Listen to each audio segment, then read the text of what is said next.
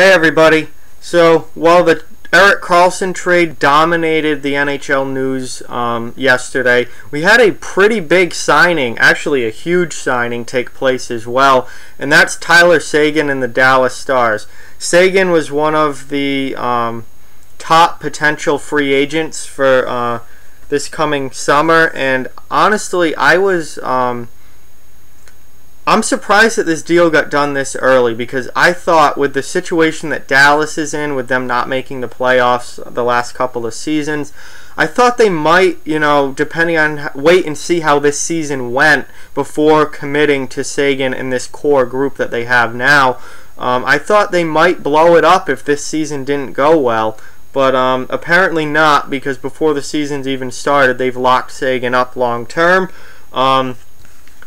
Tyler Seguin has signed an 8-year contract extension with Dallas for $9.85 million per season. So he's almost making $10 million a year with Dallas once this extension kicks in. And boy, oh boy, is that a lot of money. Now, Seguin is a great player. He's not what I would call an elite player, though. And this, I guess, elite player money at this point is $10 to $11 million a year based on what John Tavares got, what Drew Doughty got, although he's a defenseman, that's a little different. But I guess 10 plus million is what you're going to have to pay for an elite player at this point. Tyler Seguin, I don't think is an elite player. I think he's a very, very good player. He's a great player. He's a star, but he's not a superstar. So, $9.85 million I do think is quite a bit for Seguin, but especially since he's not the kind of guy who, is single-handedly going to lead a team to the playoffs the way Nathan MacKinnon just put Colorado on his back last year, but or Taylor Hall even, but still extremely talented kid, very, very good player. He can rack up points when he's really on his game. So I'm not bashing the deal. I was surprised it was this much money. I thought he'd be getting like 8.5 per year, around there. But 9.85 is more than I expected. But obviously Dallas wanted to keep him, and Dallas really wanted him.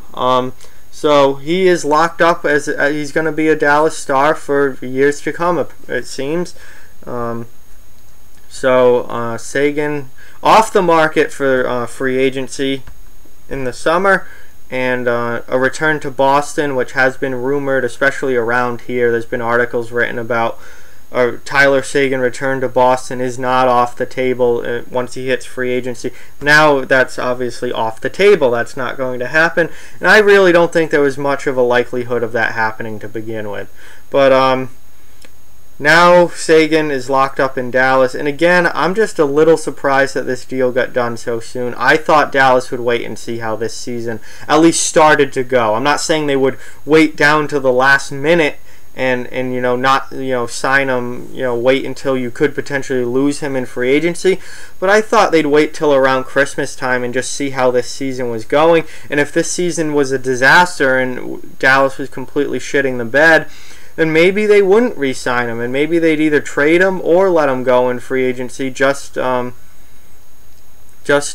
see, maybe blow this thing up in Dallas and with the current core that they have, and start making some changes, because they haven't made the playoffs. And when you look at their roster on paper, they're a team that should make the playoffs. They're not a bad team on paper, and I guess they do have some questions on defense and in goal, especially with staying healthy in goal. But their forward group can score a lot of goals. They have John Klingberg and a pretty solid defense on the back end. So this is a team that should be in the playoffs, and they haven't been recently. So I think it's interesting that they'd commit to this, at least a big piece of this core group, while not being a playoff team, and not, leave the option there of blowing it up. But new coach coming in this year, Jim Montgomery. We'll see how he does in Dallas, and we'll see if the Stars can make the playoffs this year. They're in an extremely tough division, probably the toughest division in the NHL. there's no bad teams in the Central Division. When you look at the other divisions, there are bad teams. The Atlantic has Ottawa. Detroit stinks. Montreal's not very good. Like, Buffalo is, they're on the rise, but they're still not very good yet at this point. The Metro, you've got New York. Both New York teams kind of aren't very good at this point. In the Pacific, Arizona stinks. Vancouver stinks. The Central Division, there's no bad team. Chicago was the worst team in that division last year. Might be again this year.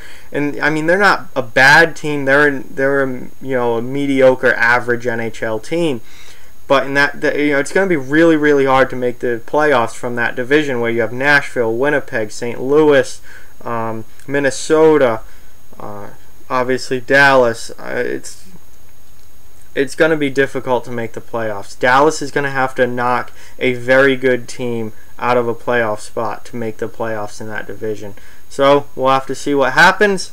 And Seguin is locked up in Dallas long term. So he will not be hitting the free agent market, and Dallas obviously really wanted to keep him to pay him this much money.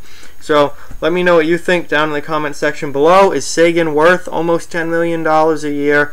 Let me know what you guys think. I'm a little surprised he got that much money. I was expecting around $8.5 to $9 million. To be almost up to 10 is a little much for my liking, but he was going to get that much if he hit the open market. So someone was going to be paying him that. It's just whether or not it was Dallas. It turns out it's Dallas. Like, comment, share, subscribe, follow on social media, check out offthewallhockey.com. All those links are down in the description below. Keep spreading the word about this channel. Let's keep this thing growing. Thank you very much for watching, and talk to you guys soon.